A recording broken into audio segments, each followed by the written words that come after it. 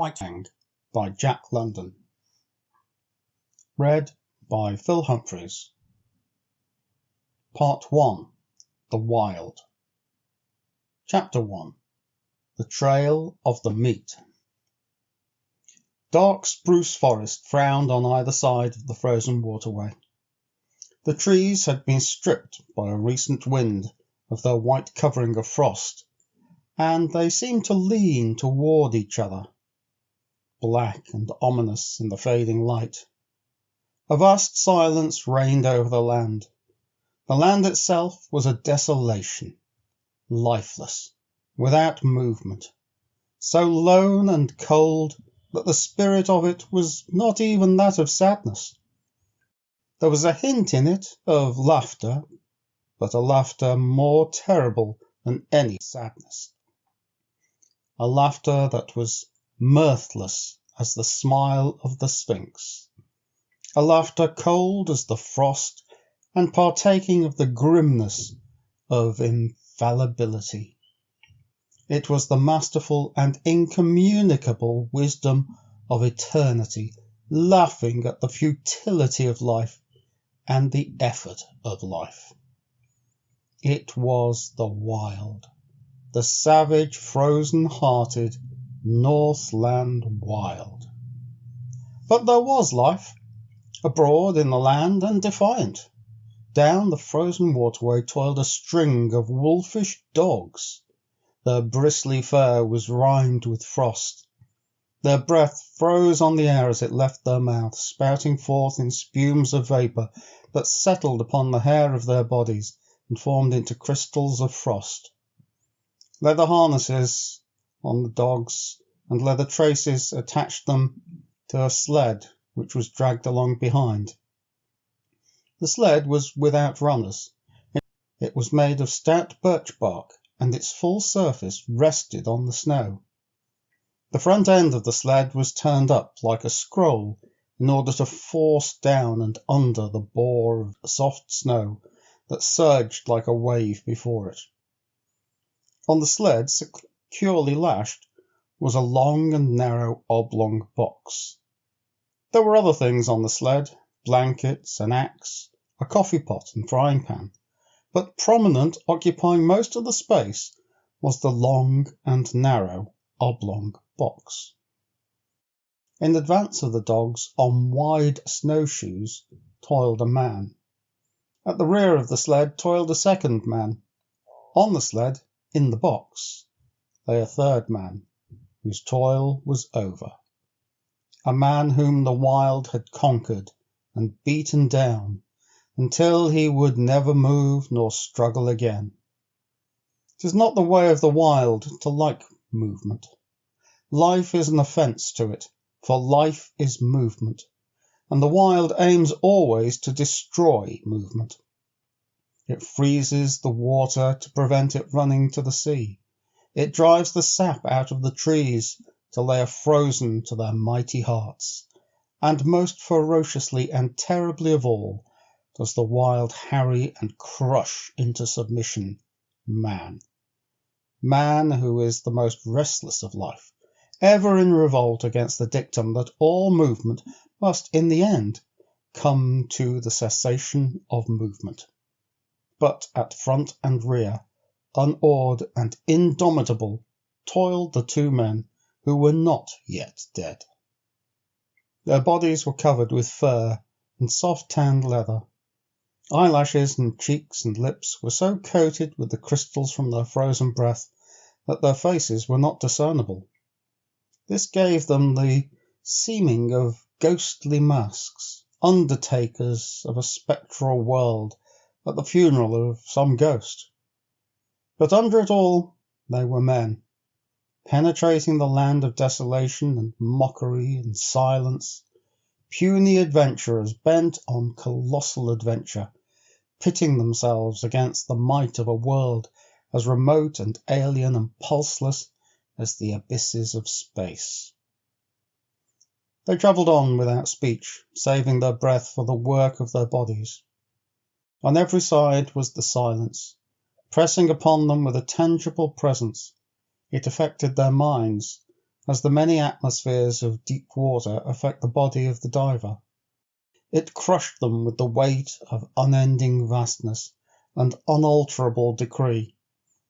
It crushed them into the remotest recesses of their own minds, pressing out of them like juices from the grape all the false ardours and exaltations and undue self-values of the human soul, until they perceived themselves finite and small, specks and motes moving with weak cunning and little wisdom amidst the play and interplay of the great blind elements and forces. An hour went by, and a second hour. The pale light of the short sunless day was beginning to fade, when a faint, far cry arose on the still air. It soared upward with a swift rush, till it reached its topmost note, where it persisted, palpitant and tense, and then slowly died away. It might have been a lost soul wailing, had it not been invested with a certain sad fierceness and hungry eagerness. The front man turned his head until his eyes met the eyes of the man behind, and then across the narrow oblong box. Each nodded to the other. A second cry arose, piercing the silence with needle-like shrillness. Both men located the sound. It was to the rear, somewhere in the snow expanse they had just traversed. A third and answering cry, also to the rear, and to the left of the second cry. "They're after us, Bill," said the man at the front. His voice sounded hoarse and unreal, and he had spoken with apparent effort. "Meat is scarce," answered his comrade. "I ain't seen a rabbit for days." Thereafter they spoke no more, though their ears were keen for the hunting cries that continued to rise behind them. At the fall of darkness they swung the dogs into a cluster of spruce trees on the edge of the waterway and made camp. The coffin at the side of the fire served for seat and table. The wolf dogs clustered on the far side of the fire, snarled and bickered amongst themselves, but evinced no inclination to stray off into the darkness. "Seems to me, Henry, they're staying remarkably close to camp," Bill commented. Henry squatted over the fire and settled the pot of coffee with a piece of ice, nodded. Nor did he speak till he had taken his seat on the coffin and begun to eat. "They know where their hides is safe," he said. "They'd sooner eat grub than be grub. And pretty wise, them dogs." Bill shook his head. "Oh, I don't know." His comrade looked at him curiously. "First time I ever heard you say anything about them not being wise." "Henry," said the other, munching with deliberation the beans he was eating, "did you happen to notice the way the dogs kicked up when I was a-feeding them?" "They got up more than usual," Henry acknowledged. "How many dogs have we got, Henry?" "6." "Well, Henry," Bill stopped for a moment, in order that his words might gain greater significance. "As I was saying, Henry, we've got 6 dogs. I took 6 fish out of the bag. I gave 1 fish to each dog, and Henry, I was 1 fish short." "You counted wrong." "We've got 6 dogs," the other reiterated dispassionately. "I took out 6 fish. One here didn't get no fish. I came back to the bag afterward and got him his fish." "We've only got 6 dogs," Henry said. "Henry," Bill went on, "I won't say they was all dogs, but there was 7 of 'em that got fish." Henry stopped eating to glance across the fire and count the dogs. "There's only 6 now," he said. "I saw the other one run off across the snow," Bill announced with cool positiveness. "I saw 7. Henry looked at him commiseratingly and said, "I'll be mighty glad when this trip's over." "What do you mean by that?" Bill demanded. "I mean This load of our'n is getting on your nerves, and you're beginning to see things." "I thought of that," Bill answered gravely. "And so when I saw it run off across the snow, I looked in the snow, and I saw its tracks. Then I counted the dogs, and there were still 6 of them. Tracks is there on the snow now. You want to look at 'em? I'll show 'em to you." Henry did not reply, but munched on in silence until the meal finished. He topped it with a final cup of coffee. He wiped his mouth with the back of his hand and said, "Then you're thinking as it was—" A long wailing cry, fiercely sad from somewhere in the darkness, had interrupted him. He stopped to listen to it. Then he finished his sentence with a wave of his hand towards the sound of the cry. "One of them?" Bill nodded. "I'd a blame sight sooner think that than anything else. You'll notice yourself the row the dogs made." Cry after cry, and answering cries, were turning the silence into a bedlam. From every side the cries arose, and the dogs betrayed their fear by huddling together and so close to the fire that their hair was scorched by the heat. Bill threw on more wood before lighting his pipe.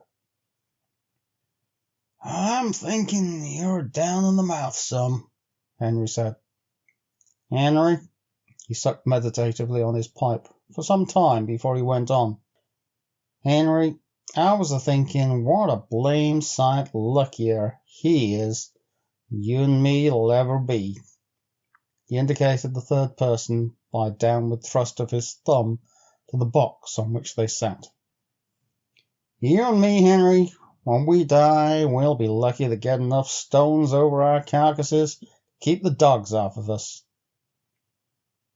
"But we ain't got people and money and all the rest like him," Henry rejoined. "Long-distance funerals is something you and me can't exactly afford."